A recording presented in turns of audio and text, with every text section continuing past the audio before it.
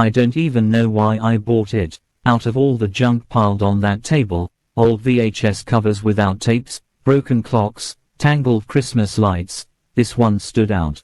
No label, no title, no glossy cardboard sleeve, just a naked cassette with a strip of masking tape stretched across the front. The tape was brittle, stained at the edges, curling like old skin. Somebody had tried to write on it once, 3 shaky letters scrawled in thick marker, but time had chewed them down into smudges. They looked more like scratches than handwriting now. I asked the seller what was on it. He shrugged, said he didn't know, said it came from a box someone dropped off, said I could have it for $1. $1, like that was all this mystery was worth. And I should have just walked away. I know I should have, but my hand closed around it before I even thought. The plastic felt warm, like it had been sitting in the sun, but when I looked up, the sky was overcast. I kept it with me the rest of the day, tucked it into my bag, checked on it more than once. It's funny, I could barely remember the other things I bought, but that tape, I kept touching it, making sure it was still there. Like if I let it out of my sight, it would vanish. When I got home, I went digging in the closet for the old VCR. I wasn't even sure it would still work after all these years. Dust covered everything, the power cable was knotted into a rope, but it was there, heavier than I remembered. Plugging it in felt like resurrecting something. The little red light blinked on, weak but alive, like the thing had been waiting for me. I sat on the floor with the tape in my lap. The plastic edges were chipped, little teeth marks along one corner, like a dog or a child had once chewed on it. I tilted it under the lamp and thought I saw something etched into the surface, not marker this time but tiny grooves. I ran my thumb over it, but the scratches were too faint to make out. Maybe they weren't scratches at all. Maybe I imagined it. Sliding the tape in was harder than I thought. The machine groaned, the spools clicked, and for a second I thought it was going to eat the thing whole. I almost pulled it back out. Almost. But then the machine swallowed it, and the screen flickered alive. And that's when it hit me. That weird feeling, the kind you can't explain because it's not exactly fear, not yet. It's the opposite of safe. Like the moment right before a storm, when the air feels too heavy, too still. You tell yourself you're fine, but every part of your body is waiting for thunder. I laughed at myself, out loud, just to break it. Told the empty room I was being stupid. It's a tape, that's all. Probably just some old cartoon recorded off cable, or maybe nothing at all. But even then, as I said it, my voice didn't sound right. It sounded like I was trying too hard. And then I leaned forward, elbows on my knees, eyes locked on the screen. Waiting, because no matter what I told myself, I wanted it to be something.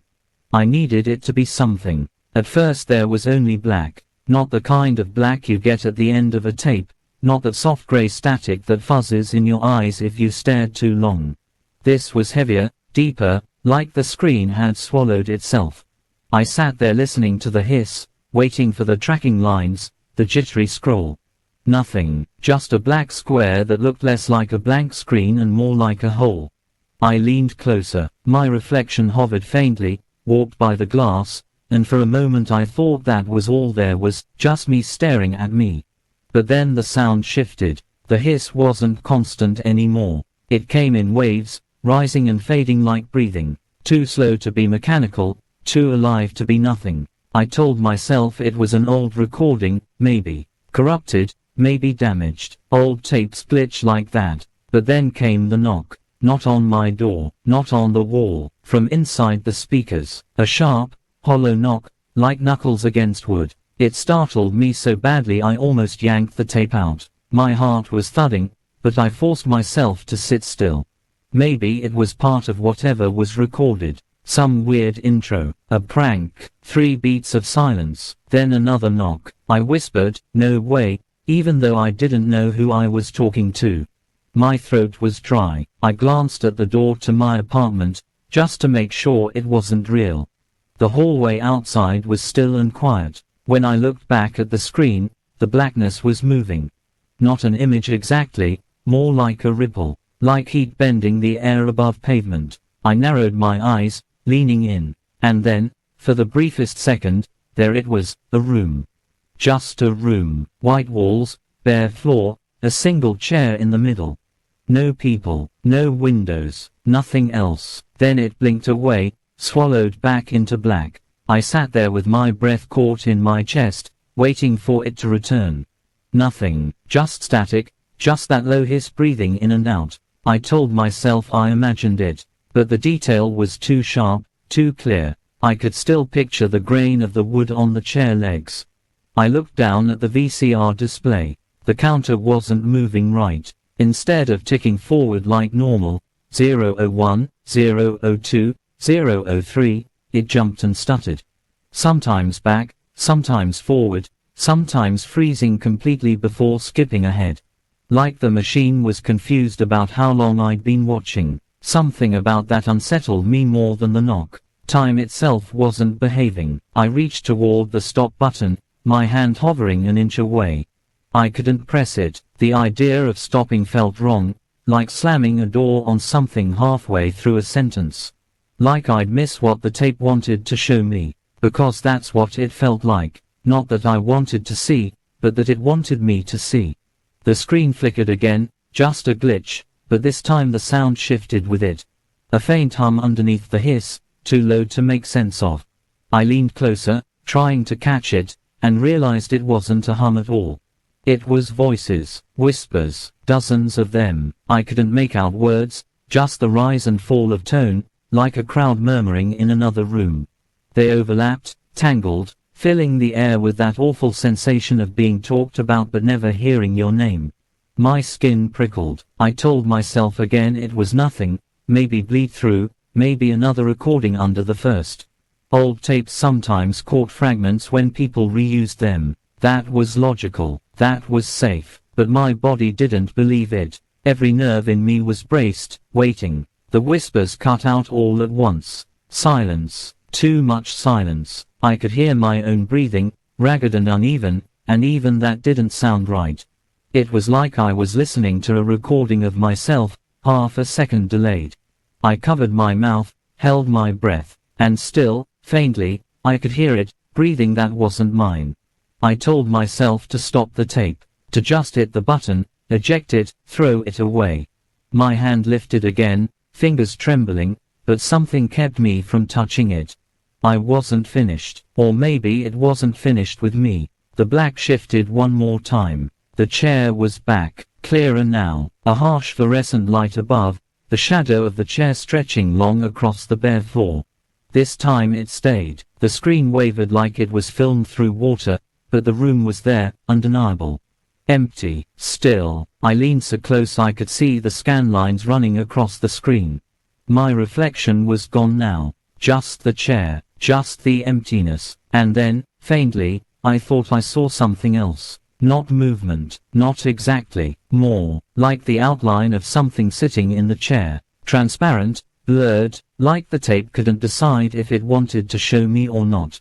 I blinked hard, rubbed my eyes, leaned in closer. The outline sharpened for a moment, shoulders, a head tilted slightly, maybe arms folded in its lap. And then the screen cut to black again. This time I didn't laugh. I didn't even breathe. I sat there frozen, staring at myself reflected faintly again, but my reflection looked wrong. Pale, warped, eyes too wide. It didn't look like me. That's when I knew. The unease wasn't in the tape anymore. It was in me, and I couldn't stop. I had to see what came next. I don't know when I stopped blinking. My eyes burned, watered, but I couldn't look away. The black screen had become a trap, and I was already caught. I kept waiting for the chair to return, for the outline in it to sharpen, but instead the tape jumped.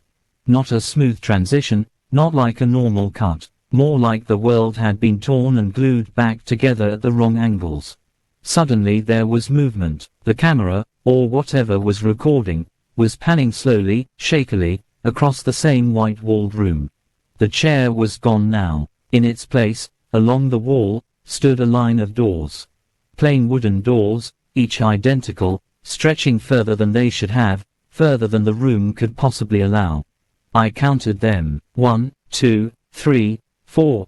By the time I reached 7 I realized they weren't stopping. The pan kept going. 9, 10, 11. A hallway couldn't have fit inside that square little room, but the doors kept appearing, dozens of them, too many. My mouth was dry, my throat closing up, but I kept counting. 14, 15, 16. And then the camera stopped. It lingered on one door, the 12th maybe, I couldn't be sure anymore. The wood was scuffed, darker around the edges, like someone had clawed at it. The knob gleamed faintly under the fluorescent light. For a second, nothing happened. Then, slowly, the knob turned. I recoiled instinctively, but I couldn't tear my eyes away. The door opened an inch, maybe 2, just enough for darkness to seep through. Not the ordinary kind of dark, this was thicker, heavier, like ink spilling out. And then, faintly, there was sound again. Breathing, not the crowd whispers from before. This was close, too close, as though whoever or whatever was behind that door was pressed right up against it. Slow, deliberate inhales and exhales. I could hear moisture in the lungs, a wet rattle. The door inched wider. A shadow shifted behind it, something taller than the frame, something bending to fit. My pulse thundered in my ears. My body screamed to stop the tape, to shut it off, but I stayed frozen. Then, with a snap like a bone breaking, the screen cut to black again. I sat there shaking, my chest tight, waiting for it to return. My reflection hovered again, warped and pale, but I swore its lips were moving a fraction after mine, not in sync. I mouthed a word, hello, and its mouth lagged half a beat behind. The tape crackled, spat static, then returned. Not to the doors, not to the chair, to something else. A field. At first I thought it was just empty land, the kind you pass on the highway, flat, dry, colorless. But the camera wavered as though handheld, and the longer it stayed, the more wrong the field looked. The grass was moving, not with the wind, not naturally. It bent and swayed in patterns, as if unseen hands were brushing through it. Shapes pushed against it from below, long and thin, sliding beneath the surface. I whispered, "What is this?" without realizing it. My voice cracked like a stranger's. The camera tilted downward, focusing on the ground. The dirt was churned, uneven, almost pulsing. And then I saw why. Fingers, dozens of them, pale, filthy fingers breaking through the soil, twitching, grasping at nothing. Some snapped at the knuckles as they bent too far. They weren't digging out, they were reaching up. I screamed. I couldn't help it. The sound tore out of me and bounced off the walls of my apartment, thin and hollow. And then the screen cut again. This time, instead of black, I saw static. Thick, violent snow rolling across the screen, but threaded through it were faces. Not still faces, not photographs. Moving ones. Too fast, too warped to recognize. Mouths opening and closing, eyes bulging, skin stretched in unnatural ways. Some screamed, but the sound was muffled, underwater. Others whispered too fast to catch, the same tangled murmurs from before. I squeezed my eyes shut, but it didn't help. I could still see them, bright after images burned into the dark behind my eyelids. I opened them again because it was worse in my head than on the screen. The faces dissolved, replaced by something worse. A corridor now, long and narrow, lit by a single flickering bulb. The camera drifted forward down the hall, slow and steady, and as it moved, shapes peeled out of the walls. At first I thought they were shadows, just tricks of the light, but then they stepped forward. Human shapes, thin as paper, their bodies stretched flat against the plaster as if they'd been pressed there for years.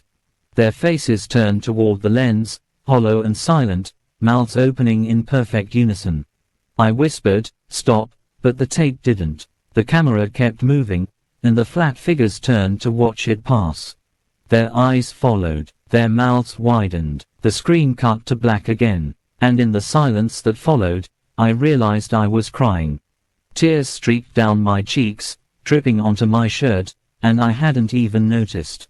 My body had reacted before my mind could catch up. I thought about stopping it then. I thought about yanking the tape out, smashing it, burning it. But my hands wouldn't move. My body had gone slack, heavy, as though the weight of the images had settled into me. Because here's the worst part. As terrified as I was, I needed to see more. I needed to know where it was leading. The silence after the corridor should have been a relief. I thought maybe the tape had broken, maybe it was done. But then the VCR whirred louder, struggling, like the machine itself was choking on what it was being forced to play. The screen crackled, spat static, and then, without warning, the picture returned. Not the room, not the chair, it was my living room. My blood ran cold. The screen showed my couch, my coffee table, the faint outline of me sitting there, hunched forward. The image was warped, colors bleeding, but it was unmistakable. I was watching myself watch the tape. For a moment I thought maybe the machine had glitched, maybe it was feeding back the signal somehow. But then the figure on the screen moved a second slower than me. I leaned forward, and a heartbeat later, so did it. My reflection lagged, like a broken puppet trying to keep up. I whispered, "No, no, no, no," but the voice on the screen didn't match. Its lips moved differently, not my words, not even close. It was whispering something else, something too quiet for me to understand. I pressed my palms over my ears, but I still heard it. Not through the speakers. Inside, a murmur in my skull, threading between my own thoughts. Words I couldn't translate but felt all the same. Heavy words, filling the space behind my eyes until I thought my head would split. The image flickered. My double on the screen smiled. Not wide, not cartoonish. Just a small, knowing smile. And then, with a sudden jolt, the camera turned away from me. It swung toward the hallway of my apartment. The real hallway, just off screen. I turned my head, heart hammering, and saw only shadows, the same narrow space I'd walked through 1,000 times. But on the screen, it wasn't empty. Shapes moved there. At first they were blurry, like smudges on the tape, but then they sharpened into figures. Pale, stretched thin, faces turned toward the camera, toward me. I scrambled up, knocking into the table, my knee cracking against wood. The tape kept rolling, the camera drifting slowly closer to the hallway, closer to them. Their heads tilted in unison, their mouths opening. No sound came through the speakers, but my apartment filled with a pressure, a low vibration in the walls, in my bones. I shouted, "Stop," and lunged for the VCR, slamming the eject button. Nothing. The machine groaned, the spools grinding, but the tape didn't come out. The screen stuttered with static, then snapped back, now showing the hallway from a different angle. Lower, as if the camera had fallen to the floor. The figures stepped forward. I stumbled backward, nearly tripping over the cords. My eyes darted to the hallway in real life, still empty, still mine. But every instinct screamed that wasn't true, that the screen was showing me what I couldn't see yet. What was about to be here? The camera jerked suddenly, hard, as though someone had picked it up and was running. The view swung wildly, walls, floor, ceiling, until it settled on another door. Not one of the endless hallway doors from before. This was different, older, heavy wood, iron handle. My stomach dropped when I realized I recognized it. It was my front door. The picture wavered, warped, but it was unmistakable. The deadbolt, the peeling paint, the scuff at the bottom from years of shoes. My door. On the screen, the camera pushed closer, closer, until the lens pressed right against it. The image shivered, like breath fogging glass. And then, 3 knocks. Not from the tape, from my door. I froze. The knocks echoed through my apartment, dull and heavy. Once, twice, 3 times. My throat closed. The screen showed the same knocks, the door trembling with each hit. I whispered, "Who's there?" and hated myself for it. The words shook, barely air. No answer, just silence, thick and smothering. Then, slowly, the handle on the screen turned. My real handle stayed still, but my body didn't trust it. I backed away, hands shaking so hard I could barely keep them up. The handle turned further, metal groaning, until the latch gave. The door on the screen swung inward an inch. Behind it was black, not shadow, not darkness. Something deeper, a void. The camera began to push through, and I screamed, lunging again for the VCR. I slammed the power button this time, holding it down until my finger ached. The screen went black. The machine fell silent. I staggered back, panting, sweat pouring down my face. It was over. It had to be. Then I saw it, the counter on the VCR display. Still moving. 0 hours 47 minutes and 32 seconds. 0 hours 47 minutes and 33 seconds. 0 hours 47 minutes and 34 seconds. The tape was still playing. The screen stayed black, but faintly, I saw something in the reflection. Not me this time. Someone standing behind me. I spun around. Empty. When I looked back, the reflection was smiling. I should have stopped then. Should have pulled the plug, smashed the machine, burned the tape, anything.